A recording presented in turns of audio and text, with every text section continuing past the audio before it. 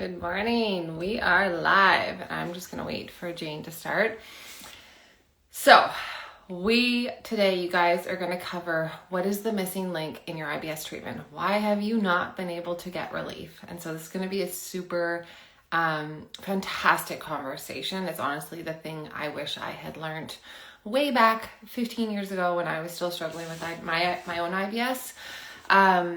It's a conversation that's not talked about enough. It's something that often people don't hear from their GPs and sometimes not even from other healthcare practitioners. So we are going to dive into all of that. And Jane Corner from the Calm and Happy Gut is going to treat us. Well, she'll treat us with her knowledge. So let's have a look here. I'm going to add her as someone to join. Oops.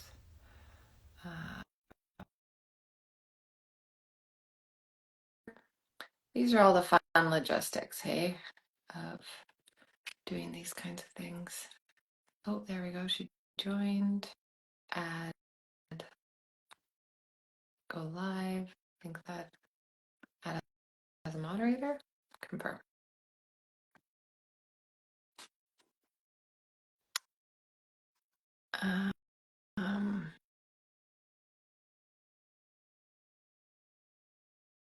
Jane, I'm trying to figure out how to get you on the camera. Hang on a sec. There we go. There we go. I think.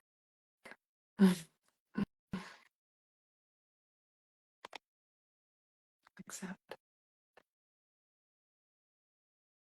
Huh. I see, Jane, that you're here, but for some reason, I'm going to invite again.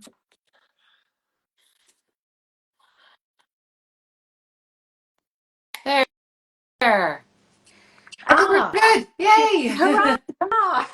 It's always the technology things that get me. I'm like, I think I know what I'm doing, but then it's always like, yeah. I get it. I get it. I also have two phones, and that's a whole other bit with air. You have two Good morning. phones. Oh gosh. So good to see you again.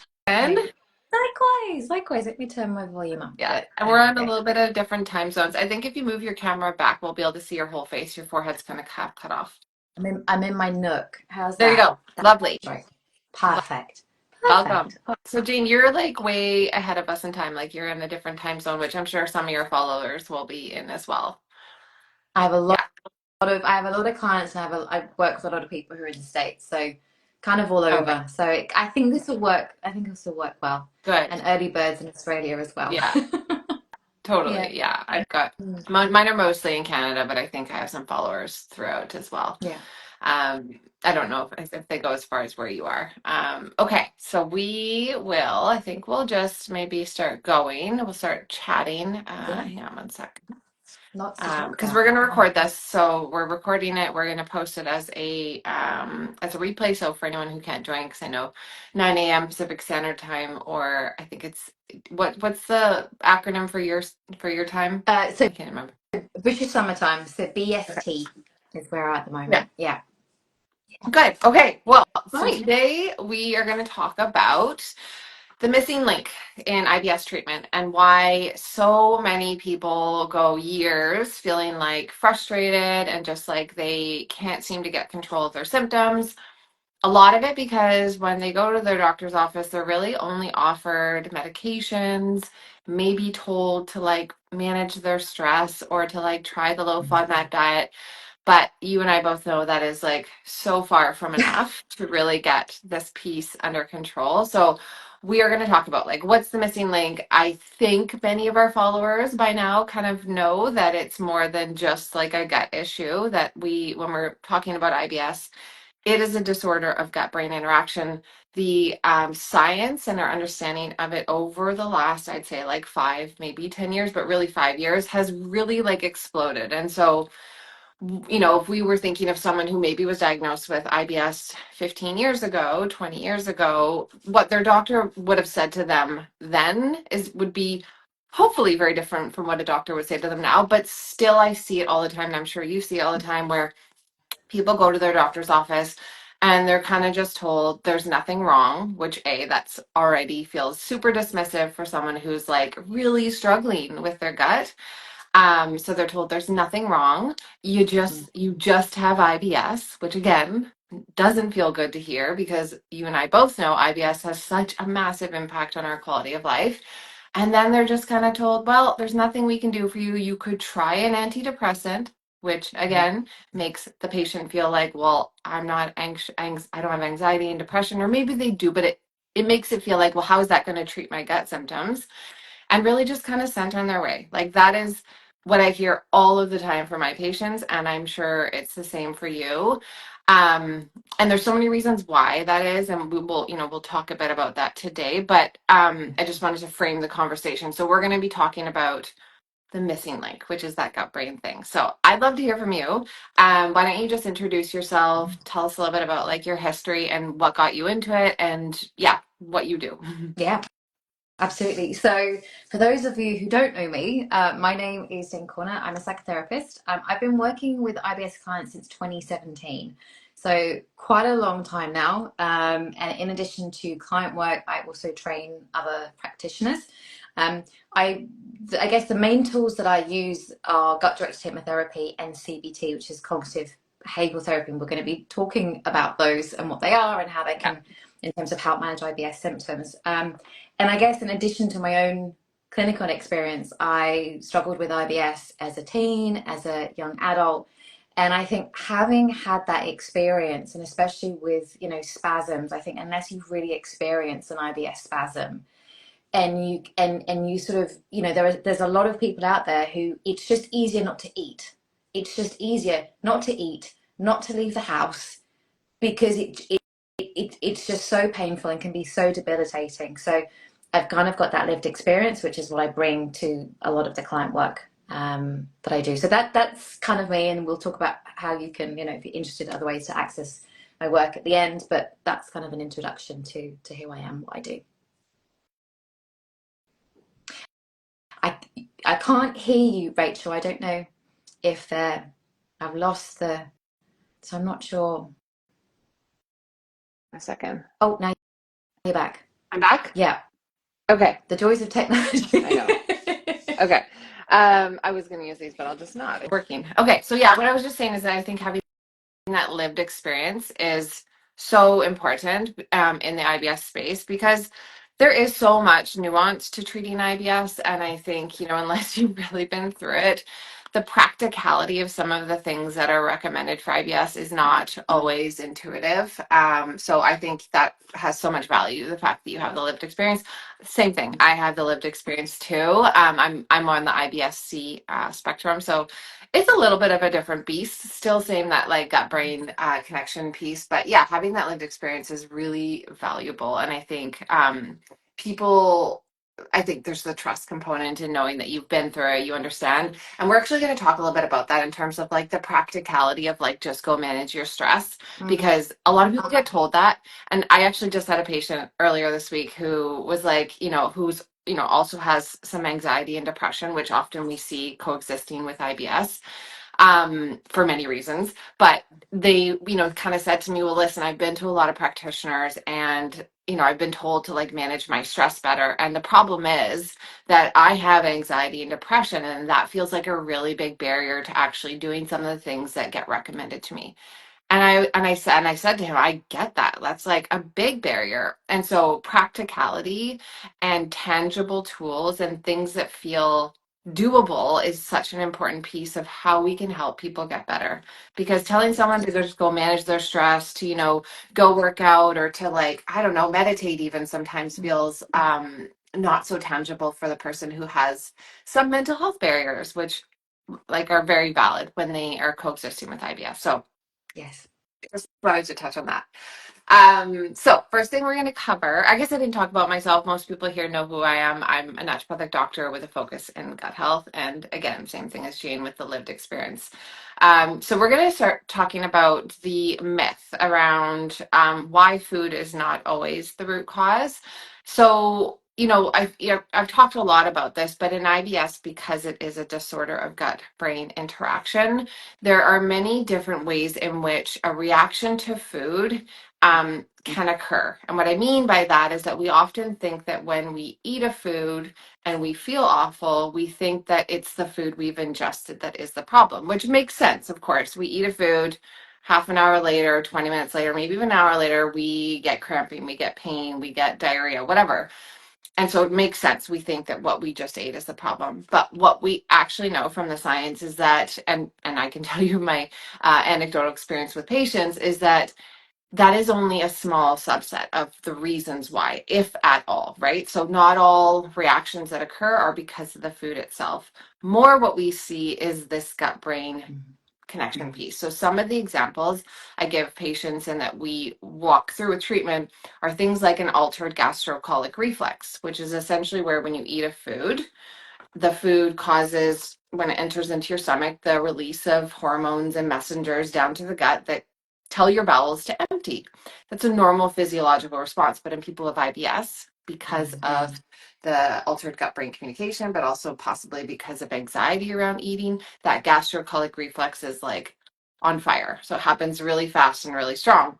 That would be one example of a non food reason. Another reason would be a nocebo effect, which is kind of the opposite of placebo, where our lived experience, our experience with eating foods, maybe we've had a food in the past, it didn't make us feel good. Therefore, we expect when we eat it again, it's going to have a negative response. That can also cause, because of that gut-brain communication, visceral hypersensitivity, which I'm really excited to hear your take on this, is very common in IBS, which is where the nerves in the gut are really sensitive to changes in pressure and gas and motility. And therefore, when we're eating a food and it moves down into our gut and our bacteria fermented and produce gases, or movement occurs down there, we are feeling that normal physiological as if it's, there's something going really wrong in our gut. And it's not actually that anything is happening that is wrong. It's actually just that our brain is overinterpreting and the nerves are overinterpreting. So I just wanted to frame a little bit of the conversation around why food is not always a trigger, and it's a big misconception, which is why just chasing foods is not going to get you results. So Jane, let's hear from you. I'd love to give us your experience in working with patients around this and how you address this. Like, what's your approach? There is so much to unpack here. I I feel know. like I could talk about this just for an Me too. hour. I cut myself off Uh, because I want to hear from you. yeah. So there's a couple of things in there, and I'm just thinking like the best place to start. I think there's a couple of things that happen. There's this underlying the visceral hypersensitivity, which is such a hallmark of IBS. Then there's this kind of layer of when we are in the stress response, so fight or flight, the sensitive. So a couple of things happen. One, we become more Yeah. sensitive. The other thing that happens is that if you like, we feel pain more intensely. So everything becomes more magnified. So I think that's going to sort of circle back to when we talk about the impact of stress on the gut. Yeah. Um, when it comes to food, I mean, you might see this with your clients as well. What often starts is that there's one certain food that somebody can't eat, and then over time, it's another food, and then it's another food, and then it's another food. And you're like, what is wrong with my digestive system? Why can I now not eat all these foods Yeah. that even a few months ago or even a few weeks ago I Yeah. could? So there's that component. When it comes to food, the way that I kind of talk about it is the three stages of food. And that looks like the before stage, the during, and the after. And this starts to kind of lead into a bit of cognitive behavioral therapy. And this is essentially the relationship that we have, our thoughts and our emotions, with different types of foods, and even the environments in which we're eating in. Yeah. So if somebody's thinking about a food that they have a reaction to, so that might be, common FODMAPs like legumes, for example, even just thinking about that food, there can be an emotional response. There's also often a physical response. For some people, it's this question of what happens to your breath and what happens to the physical tension in your body. You haven't even got that food anywhere near you. You're just thinking about it. Mm. By that, there's a perception when we start to go into that, again, we're priming our body for a threat. Our body's like, something's wrong. I'm being primed for a threat. I'm going to react as though there's a threat. That's right, is the food. So that's the first stage. The second stage is the during. So when you're actually eating the food, some really common thoughts are, am I going to pay for this? What's going to happen? Am I going to have to leave? Am I going to be in pain? Where's the nearest bathroom? We have all of these thoughts that go through the mind when you're eating particular food that you may have had a reaction to before, or maybe you're unsure and you've kind of got this fear. And again, physical tension increases, the breath can, it can almost kind of feel like, I've had clients that will say to me, I eat it so quickly so that I don't have to think about it. It's almost like I forget to breathe for the entire duration of the meal Just because like I'm so already, yeah, fearful. yeah, yeah, And again, priming our body for a threat. yeah. And then the after, which is a really common place for a lot of people to feel that anxiety, is I've eaten the food, now it's the watching. The What was that? hypervigilance. Was that a gurgle? And that, even if the first two stages were sort of more calm, the reaction that you have to the food psychologically when we start Mhm. firing up the body's stress response is often the thing that triggers the symptom and the flare up and the running to the bathroom, Yeah. not the food. I mean, the So when I work with ironicity of all this is crazy. The ironicity of it all, mm, right? mm, And mhm. you've really laid it out so clearly. And actually, I've never heard it laid out that way, the pre, the during, and the after. I think that's really helpful for people to walk and to even walk away from this conversation and to watch that maybe play out for them next time they eat a meal. I'm not suggesting people do that, but I'm just saying I think it's so interesting. And you're going to give us some tools and talk about that. But yeah, sorry, I cut you off, but I just No. wanted to just highlight that. That's really, really helpful. Yeah. There's a mindset that I encourage the clients that I work with, which is curiosity.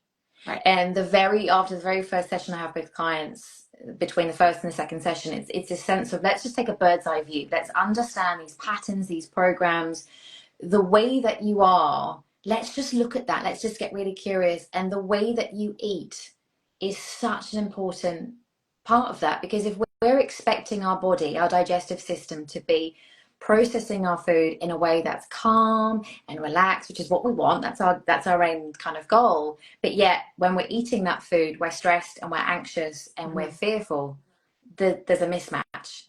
Yeah. So it's about, first of all, just getting that curiosity and starting to understand your patterns. So how do I feel? What is my physical Hmm. tension? What am I breathing? And working through that. Yeah. And also with that, understanding with food that it's not, again, just about the food. Where are you? Are you at home in a safe place? Or are you out somewhere that you don't know where the bathrooms are? You can have the exact same meal at home, no problem. The number of clients that will say to me, I went on holiday and I was having pizza and I was drinking Yeah. wine, I was having, Yeah. the cheese, everything, and I was fine. Yeah. And then I get back home, you get straight back into the day-to-day life stress, and all the symptoms come back again. It's like, what is going on? Yeah. What's Yeah. what is creating this? Yeah.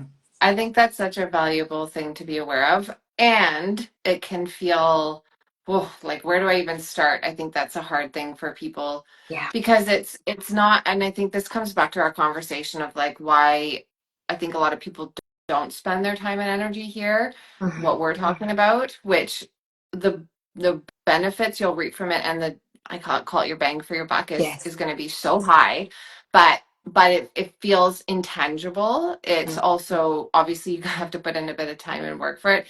And it's not these like, quick fixes like a diet elimination. That's easy. Let's blame a food or a supplement I can take or even a medication, right? Like these are easier things, pills to swallow, like literally. Yeah. Um, because it's hard. And so I think a lot of the reasons why, people are not spending enough time on this is either, I mean, the awareness piece and Mhm. education piece, but also that these are sometimes the harder things and they're the things we have to, build over time and treat over time. And so they're not quick fixes. And I talk Yeah. about that a lot with my patients too. And I know we'll get into it when we start talking about treatment, but it's about the routines, the rhythms, right? Which are not sexy. They're not something you can buy and do for 4 weeks. They're things you have to integrate and build into your life. Same thing as this like rewiring of your brain, your thoughts, your patterns.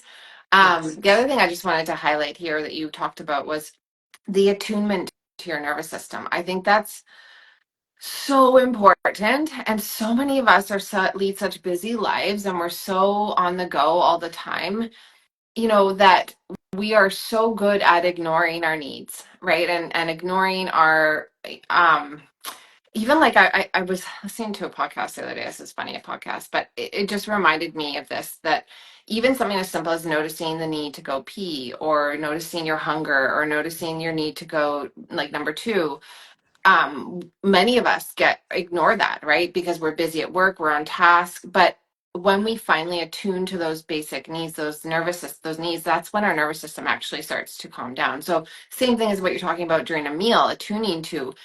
And the other thing I was going to say is that it can also feel a bit uncomfortable. And I want you to talk a little bit about this. Like, when we actually start to pay attention to what is going on and getting curious, like you said, Hmm. and noticing, I know for many it can feel very uncomfortable on many levels. And I think I just want to touch on this quick, because Yeah. sometimes there can be disordered eating, there can be really strong beliefs or really poor experiences in the past that can feel scary to sit with. Yes. And you said get curious about, right? That can feel scary. Hmm. How do you address that with your patients or your clients? Yeah. It's definitely, I just, I guess I lay it out as a journey. The first step is we can't change what we're not aware of. And that very first step is the awareness piece, is that bird's eye view. And I always kind of talk about this. It's non-judgment. So Yeah, it's about just noticing. I kind of describe it as just noticing what that chatty part of your mind is sort of saying about different situations. So we're kind of taking this role of the observer in this sense of judgment. And again, when we have those judgment thoughts of, I can't believe I'm thinking this way, am I thinking that way? Those things are just thoughts. Again, this is just the chatty part of my mind. The way that I work with clients and the way that I work with all the programs that I run is this sense of grace and compassion. Because you touch on something really important, which is when people start to understand the relationship between the mind and the thoughts and their, if you like, some of those kind of default programs and beliefs and the impact it has on their body, on their digestive system, it's really easy to go into self-blame. I yeah, can't believe I've done that. Why have I done that all of those years? And we start to kind of go into this kind of lower place. And again, it's coming back with, you did the best that you could at the time. And the big thing that I feel that I do with clients is the understanding. Let's get the awareness, and then let's start to understand where those beliefs came from. So we're yeah, not making them right, we're not making them wrong. It's just bringing that sense of understanding and that big question of, and now how do we want to change? yeah, What is the path forward, and what are the steps that we need to take to get there? yeah. And you're right. Like, I think, where did those beliefs come from? Was it from a poor lived experience of reacting to a food? Was it because of something you were taught online on social media about a food being bad? And therefore, I think there's a wide, vast, number Yeah. of reasons as to where that could, but yeah, but I like that of just, understanding where your beliefs came from. Okay, good. I think So the other thing I'll let's, just mention on yeah. that, Rachel, is one thing I always say is nobody teaches us how to manage our minds. Mhm. Nobody. It's not No, something we're taught in school. And the thing I always say is your mind will manage you unless you learn to manage your mind. It's a yeah, skill. And if we haven't been taught it, then we can't. It's this sense of this, let's set ourselves up without these false expectations that I should have known all this yeah, stuff because nobody teaches yeah. it. I love that we're talking about this, and our topic is IBS, because people probably would never expect we would be talking about this in the context of IBS. And I think it's like such an important conversation, and it's not sexy. And I just think it's like we're trying to infuse this back into, like, or not back, but into how we're treating IBS as opposed to just being a gut issue. Um, yeah, I love this. Okay. So maybe just, I know we've talked a lot about it, but maybe just, can you just give us your explanation of, if you were to explain to someone what IBS is in terms of being a disorder of gut-brain interaction? Can you, like, how do you explain that to your clients so they can understand that? Because this might be new to some people here. Someone who listens to this replay is, they're like, what? Like, I thought IBS was just a, sensitive gut and reacting to a lot of foods, or, explain to us what that is. I like to keep things really simple because I think, we can talk about the enteric nervous system and the central nervous system. The way that I like to describe it is very simply that there's a two-way communication between your brain and your digestive system. And that communication pathway has become disrupted. The messages, the signals, if you like, have become disrupted in some way. Sometimes I describe it as the way that your brain and your gut have been talking is a bit like two old friends. They've been through a lot together. Mhm.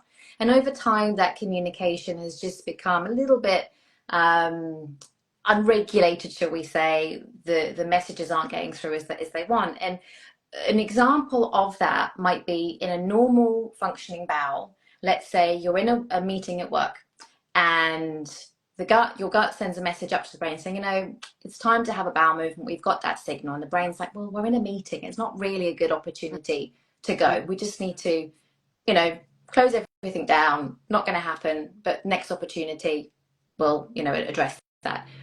And so after a while, the signal passes. That person who has that normal functioning gut isn't running to the bathroom with urgency, isn't sitting there going, oh, starting to panic, starting to get anxious and feeling that they're unable to control that. However, in somebody who is struggling with IBS, so I guess the two main the way that it kind of appears is one, the hypersensitivity, visceral hypersensitivity, and this altered bowel motility. So either the muscles are contracting, working too fast or too slow. Yeah. Diarrhea, constipation. Very simplistic view of it. In somebody whose gut-brain communication isn't working the way that we want, when the gut kind of sends the message up to the brain, it's almost as if it can feel like there's no control. I do not have control over my bowel. I have to leave this meeting immediately. If I don't, I'm going to soil myself. And for a lot of people, that is a lived experience. And so it's about reteaching this kind of control pathway Yeah. and rebalancing that control between yes and the no and the process of stress. And I mean, I could sort of keep on going down this pathway, so I'm going to pause and just make sure what I've shared in that example makes sense. It totally does. I mean, I can even tell you from my own experience, my own lived experience with IBS, that was very much the case. I remember, and I hear this from my patients all the time because I work a lot with patients who are who have the IBS-C or who even have chronic constipation, where the not going in the morning creates anxiety. And therefore, the anxiety can slow the bowels down even more, can like create tension in your belly, which therefore doesn't allow your pelvic floor to relax. And so I can tell you through my own lived experience that that thing you're talking about how the communication and the vicious cycle that happens is so true. And I remember a turning point for me through working with my gut brain communication, but also working with my pelvic floor and starting to build trust and Yes. confidence. And Yeah. that is such a nuanced and intangible thing, but it is something that happens with patients. It's like as we're working on the whole picture, the gut, the brain, the communication, and we're starting to see improvements, and that patient has that first morning where they have a bowel movement before they go to work and it's a full clear out and they feel great.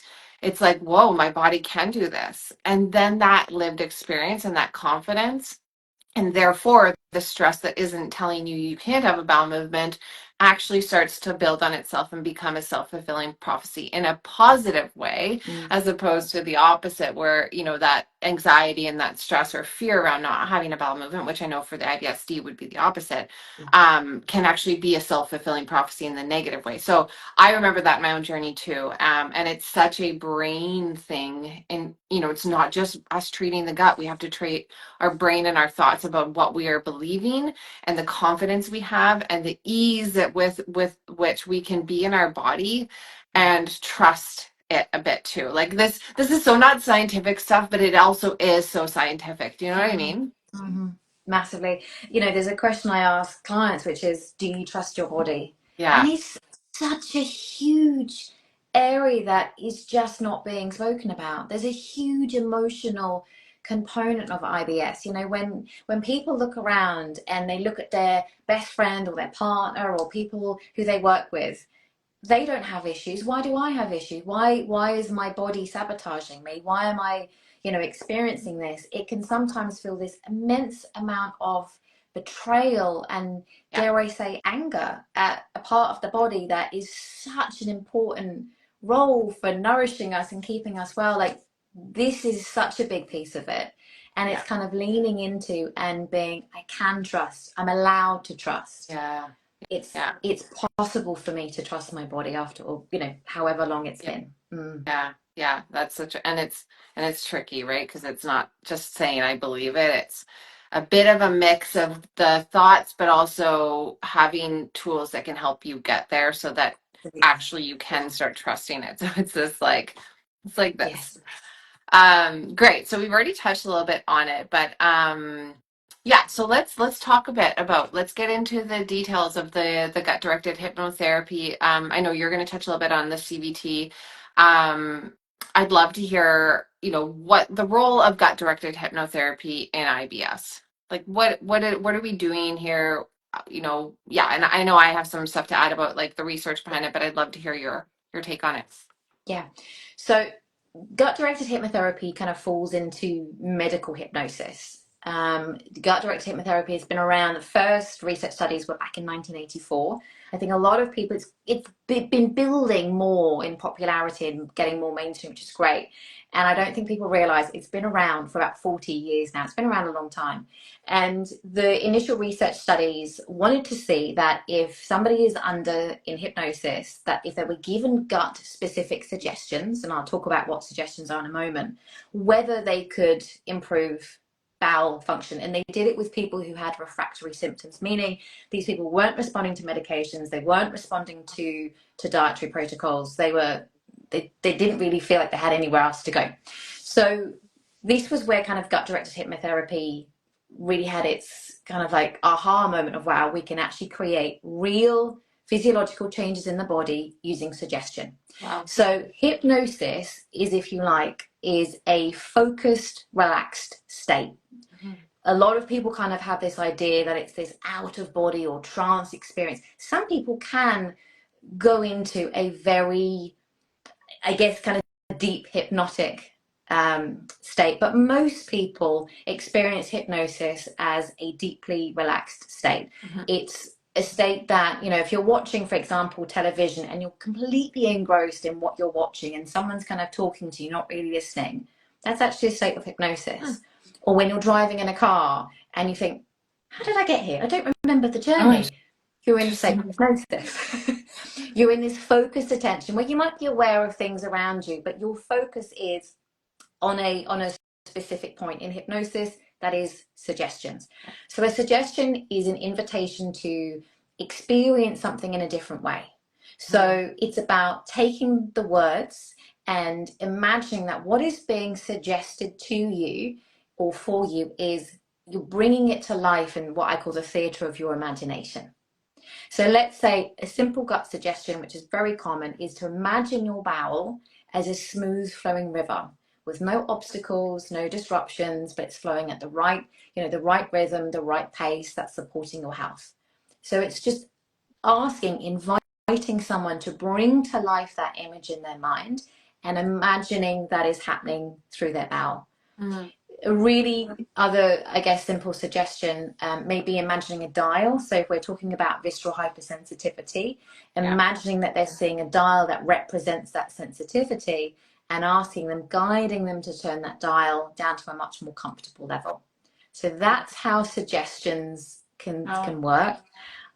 The research, I'll touch on just two examples with that, is that they found that suggestions to decrease and increase stomach acid, that's something that we can measure. We've found that we can do that. If we want to use suggestions to decrease or increase the transit time, so how long things take to move down through the digestive tract, we can also test that. So it's mind-blowing. The fascinating thing is we don't know, and I say we as in just science and the community, we have no idea how it works. And that's true of all medical hypnosis. mhm. We That's know it works true on the of a level of lot the of things nervous in system. medicine. We don't know Yeah. exactly how they work, you know? But we know that it does work. We know that it works on the level of the nervous system, and it. I mean, even after all these years, it blows my mind at what is possible. It's Wow. just incredible.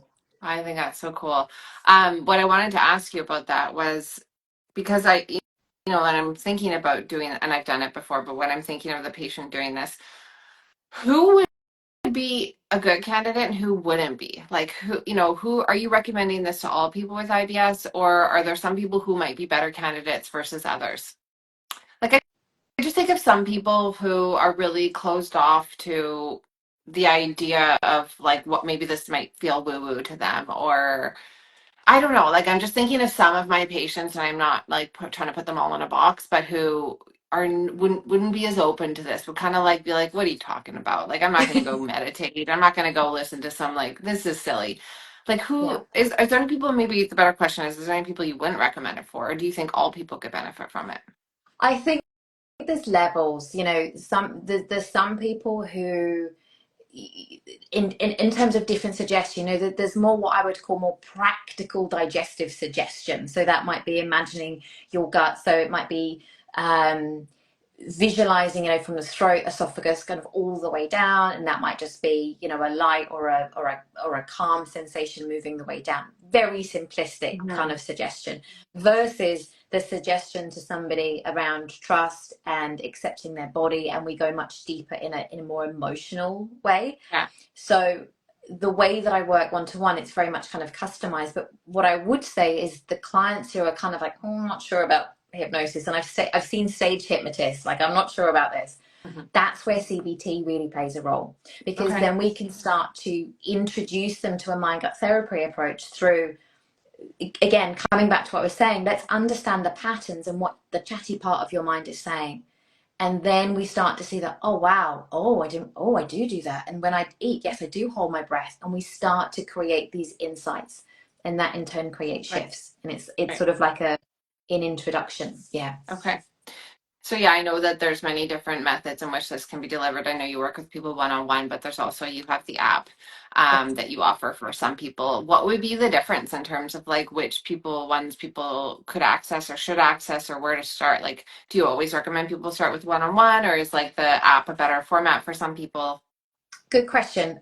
The app, so the app's been around, the current version of the app's been around for almost a year now, and the results have just been absolutely incredible. Regardless of how long someone's had IBS symptoms, I've had people using the app who've had IBS symptoms for decades, in their 60s and their 70s, and people who are, in their 20s and 30s and may have experienced IBS for, a couple of years. I guess the major differences are the accountability piece. And I think this is true of all, whether it's a physio program, whether it's a training program, there are people who feel that they just need that accountability. They need those kind of check ins. So that's probably the first piece. The other piece is for people who have got a longer history of anxiety. Some of those patterns, that chatty part of the mind, as I call it, can sometimes be harder to shift, and that's where working one to one, we can kind of do some of the deeper work, which can be a lot harder to do on their own. So that would probably be the same. But in terms of severity of symptoms or the types of symptoms, at this stage, I'm seeing just fantastic results in the app. And obviously, that's a lot easier and more accessible for people than working with a one-to-one therapist. Okay. Yeah, and just so for people who don't know what we're talking about some of you might have heard of some of the apps that offer this. I know Nerva's one, but Jane has one called the Common Happy Gut. Is that right, Jane? The calm gut, The yeah. Calm So Gut. Okay, it's the yeah. app you can download, which will give you guys some information about that at the end. But it's an app that delivers the gut-directed hypnotherapy through recorded sessions. So yeah, that just wanted to clarify that for people. versus seeing someone like Sorry. Jane one-on-one. I think for some people, the difference might be the cost too, right? For some people, it might be more accessible to do an app version where they're paying just for the app and then the delivered sessions, which I don't know what your cost is, but for some of them, it's like $200 for a 6-week program versus like a one-on-one is more expensive. So all these things have to be weighed when we're talking about treatments with patients. And so that would just be something I'd be thinking about. I just have a question here. Joss Cox said, can the miscommunication create noisy digestion and excess gas as well as IBS-D and IBS-C? So very embarrassing. I dread eating at work or going out for meals. Yeah, absolutely. Again, this is like, the what we were talking about earlier. I mean, the whole conversation is about IBS in terms of the miscommunication in the brain. And so like we talked about when we're eating food, Yeah. that can absolutely cause an altered gastrocolic reflex, which can create, yes, more noise and gas in the bowel. Something we haven't talked about because we've been really talking about gut-brain communication, but we're actually now learning it's gut-brain microbiota because it's a communication loop. The microbiota is a part of the gut, and so just wanted to touch on the question here in that in people with IBS, we do see dysbiosis, which means an altered gut bacteria community, which again, it's this vicious cycle thing where the altered gut microbiota can create uh, like alterations in terms of how you're breaking down food, and so increased fermentation. The altered gut microbiota can also feed into that visceral hypersensitivity piece because of the way that the gut microbiota can alter the immune system, which is essentially part of the nervous system. So, yes, the answer is yes. And so the degree to which, and then going back to what Jane was saying around our emotions and our thoughts and our stress around eating and foods can create real physiological changes in the gut, which can create some of these symptoms like excess gas and noisy bowels. So yes, we do see that link for sure. I think that hopefully that answers the question. You guys can post more questions if you have any. Okay, so what did I want to? Sorry, did my computer just went out? Yeah, I think you really highlighted most of the things I wanted to talk about. I just wanted to just highlight again for people that, for the science people out there, that there's lots of evidence to support gut-directed hypnotherapy and cognitive behavioral therapy for IBS. So it's not woo-woo. There's lots of evidence to support a randomized controlled trial, meta-analyses, and of all of the psychological therapies, actually, we see CBT and GDH being the most effective. I just highlighted one, for example, the 2025 actually RCT that just came out, where it was comparison of a digitally delivered, which is what we're talking about with your app, versus the active controls, which would be like a one-on-one therapy. And we saw that actually the digitally delivered performed a little bit better. Now, this isn't to say that it will always. I think it always comes down to being person dependent and finding the right fit. But yeah, I wanted to highlight that. Um, Great. Okay, so we've talked about most of the things. So what I actually really wanted to get some of your insight on, and we've touched a little bit on it, but um, where to start if you're feeling stuck, because I think like yes, maybe someone needs to move into some gut directed hypnotherapy, but like if we wanted to give people something like tangible today that they can take away and start to improve that communication between the gut in a realistic tangible way, not like go and change their life or meditate for an hour or some of these like impractical tools, what would you suggest? Like how do you approach this? The very first thing is the breath. Mhm. I always come back to the breath. It is such a simple tool and it is so powerful. And I'm not talking about, a 5 minute, I have to sit and do this breathing exercise every day. I always kind of say, breathing exercises can be as complicated or as simple as we want to make them. What will often happen when you are in a high stressed kind of life situation, whether that's at work, whether that's around food, is that we tend to hold our breath and we tend to breathe very shallowly. And Mhm. so the more that you can just start to bring your awareness to your breath And a great way is to start around meals. So just before you start eating, again, I'm not saying you need to do a 2-minute breathing exercise when you're starving. It's, am I holding my breath and just taking a, what I call almost like a letting go sigh of like, Yeah. so this kind of gets into the diaphragmatic breathing or belly breathing. And it's great on so many levels, but the level that I think is really kind of simple to understand is a nervous system level, in the sense that if you're in fight or flight and your body is in stress mode, your breathing becomes shallow and constricted. When we are in rest and digest, we want to start breathing with the belly, drawing the breath down. So the way I kind of do this on screen is, if that's your back and that's your belly, as you breathe in, your belly expands. As you breathe out, your belly falls. It's like Yeah. we're inflating and deflating a balloon. And Yeah. what that does is it signals to your nervous system that you're safe. Nothing's Yes. chasing me. There's not a threat. We can turn on digestion, and everything's going to be okay. So it's this sense of, it's soothing your nervous system through the breath. Yeah. And again, can be very, very simple.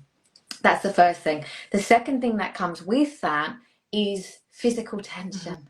So there are so Mm, many big people one. that are stiff as a board. And, this is going to be an odd question, perhaps. My clients will be used to me asking these questions. But when it comes to constipation, Yes. if you're someone who's struggling with constipation, the question I have is, how do you go to the toilet, to the bathroom, to have a bowel movement? This is a great opportunity. What's my breath doing when I'm sitting there?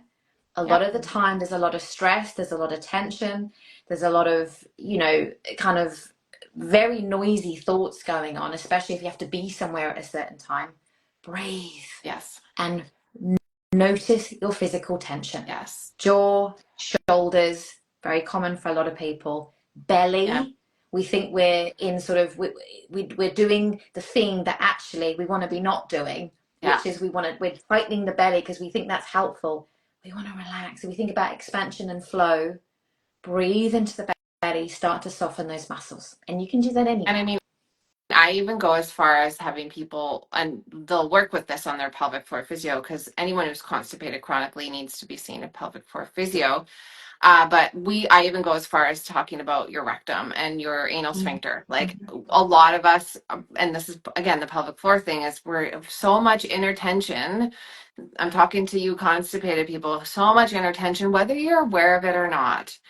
And the inability to fully relax your belly, your body, your sphincter, that like little hole that lets the poop out, is what's holding you back from having those complete full bowel movements. And so learning how to relax that, which you might feel more intuitive to learn how to relax your shoulders and your jaw, those are amazing places to start.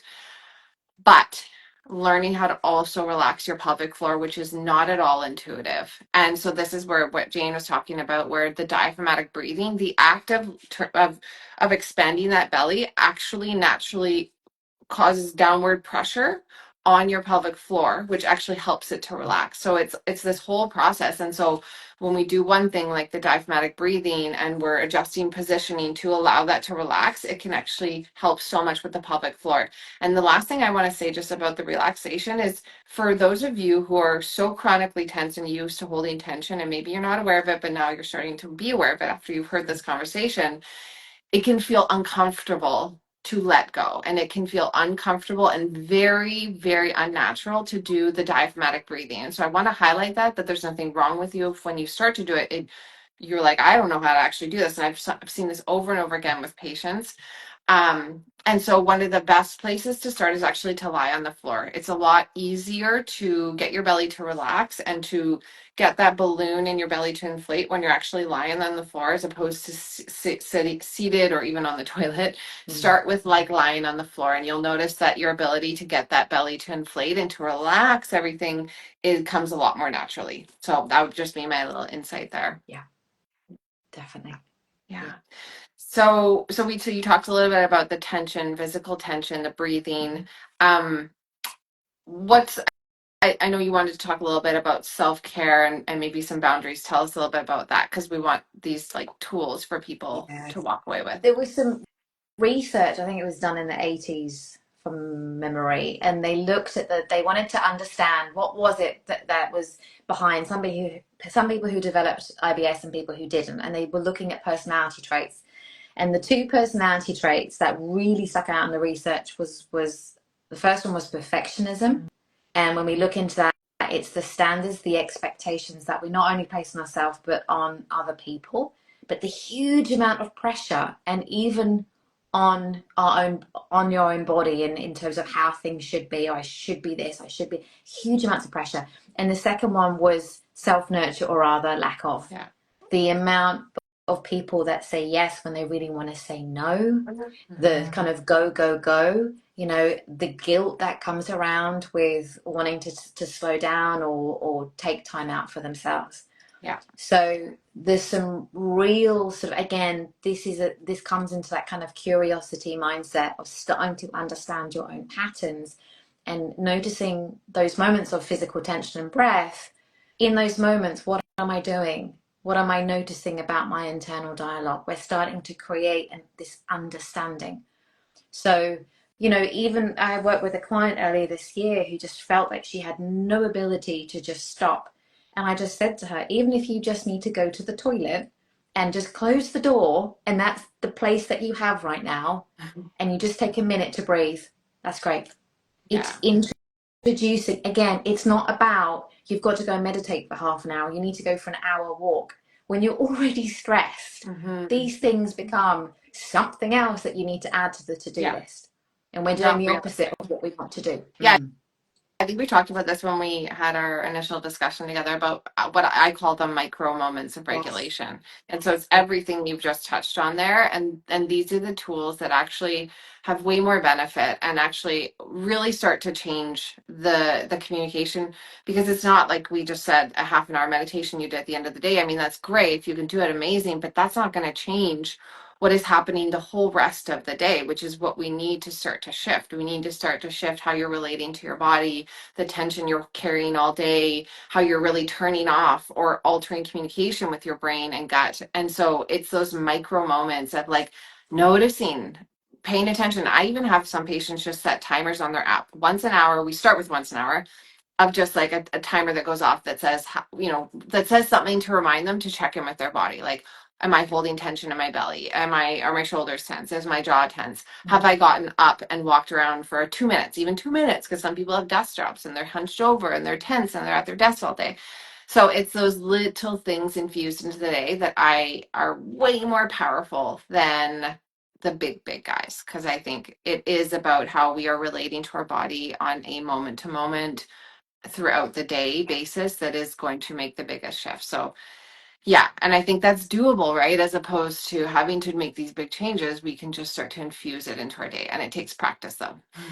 Definitely. Definitely.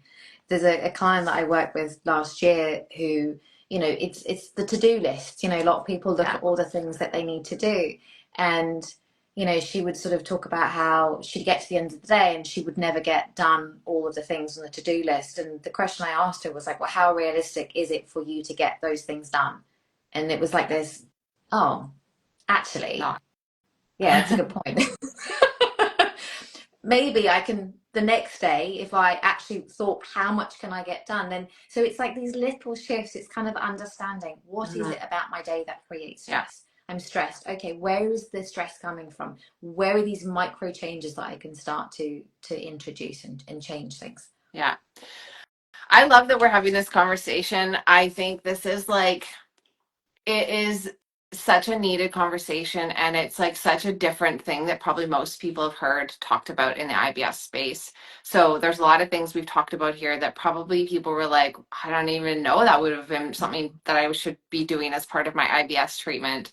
And so I hope that people are walking away with this with just some other ideas and some other perspectives and how they can really get the whole picture going and really start to get traction and see lasting results, right? No more quick fixes, no more supplements, no more. I'm not that supplements can't play a small role, but really that, like, if I were to encourage anyone to like go after one thing, it would be add in some tools on a daily basis and maybe some bigger piece, when you have the capacity to start to build that communication and and correct. No, I don't like using the word correct, but have the gut and brain be communicating in a more appropriate way, because this is really what is driving your long-term symptoms, is that your brain and gut are just like not talking properly.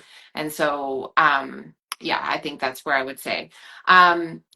Before we finish up here, Dan, I just want to hear a little bit about your app. Tell us a little bit about the app and like what it offers people. I know people are going to have questions. I'm going to link it here, but tell us a little bit about the Calm Gut, right? Yes, Yes. the Calm Gut Okay. app. Yes. So as of today, it's got just over 200 audio sessions on there. It's got a whole section on hypnosis. It's got a whole section on different CBT and mindfulness tools. So that whether that's solution focused worrying in terms of if we're going to worry, let's worry in a constructive way. Worry can actually be really helpful.